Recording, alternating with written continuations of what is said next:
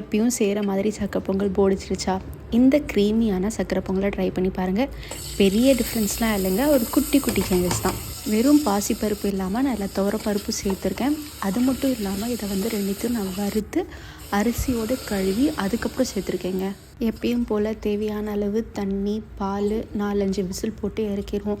அதுக்கப்புறம் கொஞ்சம் உப்பு, ஏலக்காய் தூள், தேவையான அளவு வெல்லம் கரைச்சி ஊற்றி மிக்ஸ் பண்ணிடுவோம். இப்போ இங்கே இந்த க்ரீமி டெக்ஸ்சருக்கு நான் வந்து பாதாம், கேஷ்யூ, அதுக்கப்புறம் கொஞ்சம் வறுத்த வேர்க்கல்லையே ஃபுல்லாக பவுடர் ஆக்கி இதோட மிக்ஸ் பண்ணியிருக்கேங்க. இது தாங்க இந்த சக்கரை பொங்கலுக்கே ஒரு க்ரீமியான ஒரு டெக்ஸ்சர் தரும். அதுவும் பார்க்குறதுக்கு செம்ம டேஸ்டியாகவும் இருக்கும். அப்புறம் கடைசியில் திராட்சையும் முந்திரியும் போட்டு நல்லா மிக்ஸ் பண்ணி சுட சுட சாப்பிட்டு பாருங்கள், சூப்பராக இருக்கும். ஒரு இம்பார்ட்டண்ட்டான டிப், இல்லை பாதாமும் கேஷ்யூ நம்ம ஆட் பண்ணியிருக்கிறதுனால இதை நீங்கள் சுட சுட இம்மீடியட்டாக சாப்பிட்டிங்கன்னா நல்லாயிருக்கும். இல்லைனா கொஞ்ச நேரத்தில் இது வந்து இருக்க ஆரம்பிச்சிடும். இன்கேஸ் நீங்கள் கொஞ்ச நேரம் வச்சு சாப்பிட்றீங்கன்னா லைட்டாக சுடு தண்ணி மிக்ஸ் பண்ணி அதுக்கப்புறம் நீங்கள் சாப்பிட்டு பாருங்கள்.